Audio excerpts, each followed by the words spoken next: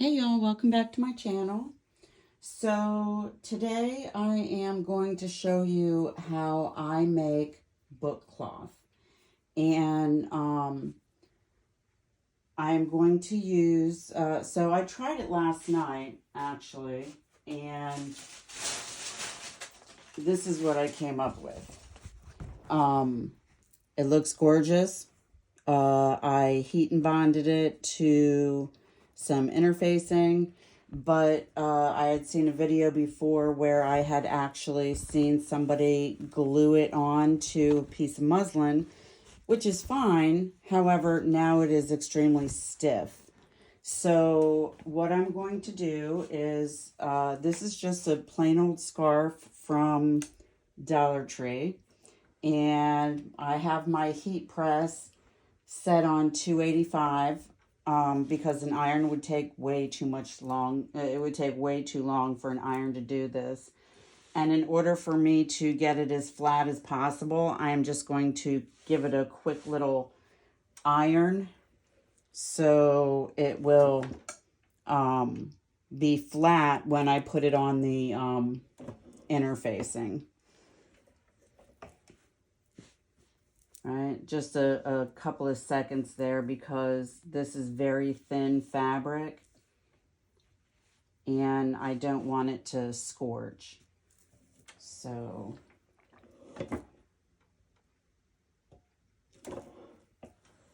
and it's very thin. It's keeping on. Okay, let's try this. Oh, maybe it'll fit this way. Yeah, no, we need to do it this way. I keep this towel under here just so in case I have any mishaps with the interfacing when I finally get to that point. That needs to go down there. Be very careful because this is extremely hot. I'm just going to give it a quick little press.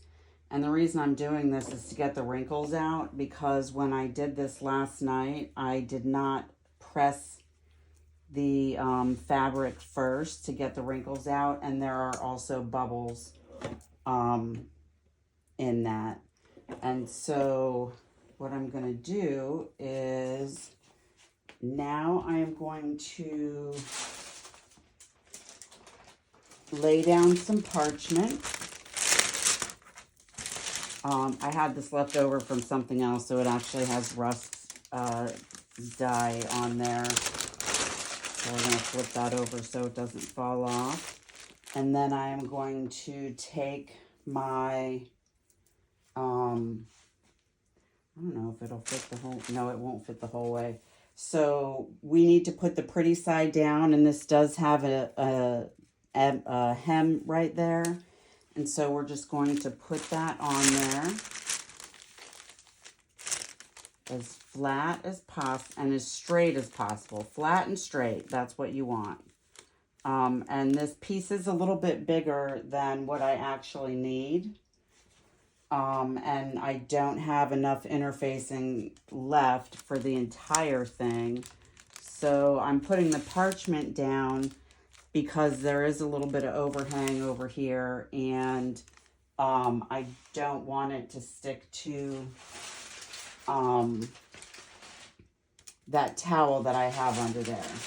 And so I am going to take another piece of parchment and just put it on top of that.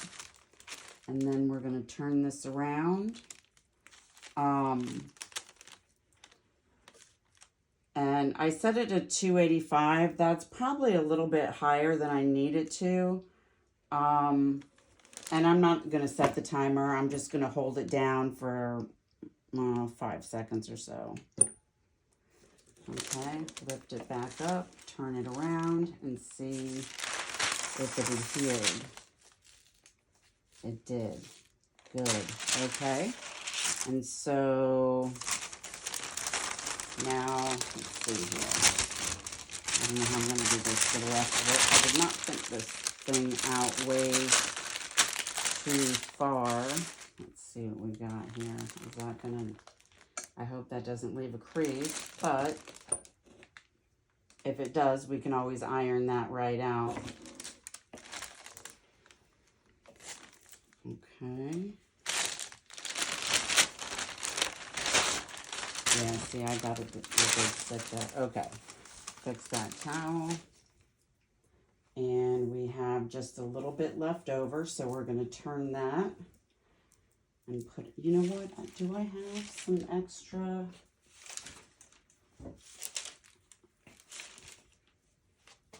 Let's see, I think I have an extra piece that might actually fit there.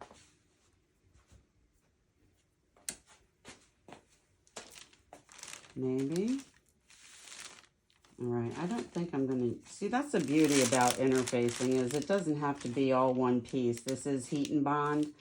So there's actually two sides, a flat, smooth side, which is the right side, and a bumpy side, which has the glue on it. And so you want to make sure that you have the glue on the right side.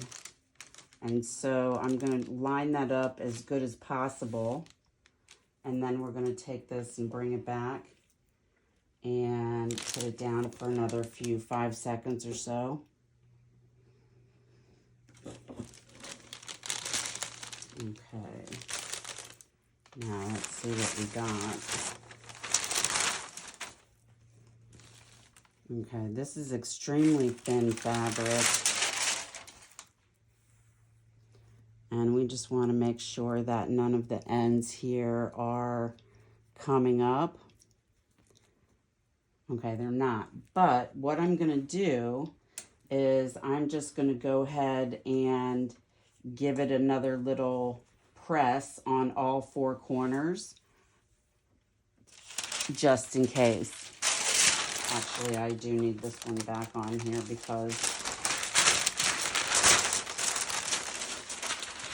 since there is that overhang, I already have some interfacing stuck to the other side of that towel that's down there. Okay, so we're just going to give it a little quick press. And this is a little bit wider than this heat press. And so I am going to, oh, I forgot to put the other one down there. Because it doesn't really matter. Oh, I do have some on that. Let's see, make sure that's down all the way. Okay. Bring this back over. Put it down. Couple seconds, lift it back up. Leaving that parchment there, we're just going to take this and turn it around so we can now get the other side.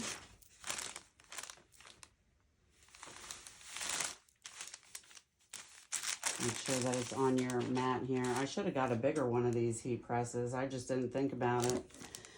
I spend so much money on Amazon that I save my 5% cash back so I can get things that I really want that are expensive that I don't necessarily have to either pay for or pay a lot of money for it. And I actually got this one for free because that's how much money I spend on Amazon. Maybe that's why my husband says we need a bigger house, just for my craft supplies. Okay, I think that right there is going to do it. And make sure that you turn that off and unplug it. And we're just going to move this out of the way. And so my desk is a mess right now, and I'm going to turn you around and hope that this is going to show you exactly what I'm able to do. I don't know if I'm going to need to put that up a little bit higher or not. Okay. So this is what we're going to use for our cover. It is a Frosted Flakes box. So what I'm going to do is, let's see if I need to bring you up a little bit higher.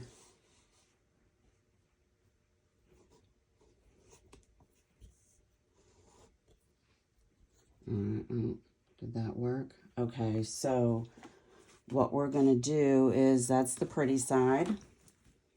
And this is see-through. So you are going to see, I'm just going to cut it down. We're not going to do the whole glue everything down, because if you look at it flipped over, you can see frosted flakes. You can see that. And so what I'm going to end up doing is going to be the next video, is I am going to cut this down to size. I'm going to get a piece of muslin. I'm going to put the muslin on my cover first, and then I'm going to put this over top of the muslin, and then that way it will hide all this so you won't be able to see it at all. But right now, I have plenty of room to be able to put that on there, with enough extra actually to be able to trim some off. And then because I have that the Heat and Bond on there, or the fusible interfacing actually is what it's called. Heat and Bond is a actual brand, and this is Pellon 906F, I believe it is. I use this for a t-shirt quilt that I'm making. So it's very lightweight, which is why it's also a little bit see-through. So I'm going to turn the camera off and call this video done. And then, since I don't know how to edit, we're going to go ahead and get another video going on here. And when we're done, this is all going to be attached. And then that will be my cover. And you'll see the process on how I make that. All right. So I hope you enjoyed this little process here. You don't necessarily need a heat press to do this. You can use an iron, and if you do use an iron, I would suggest using an old one that you're not going to use with clothes, just because it is possible that, you know, not paying attention, you might put this interfacing on the wrong way, and then you'll have glue all over the bottom of your iron, and we don't want that. So if you have any comments, any suggestions on maybe how to do that a little bit better or differently, whatever works for you, please go ahead and leave me a comment, because I am always up for suggestions on doing things an easier way or a different way and still end up with the same thing that I want. In this case, a book cover that won't be see-through. So like, subscribe, and share, and stay tuned for my next video.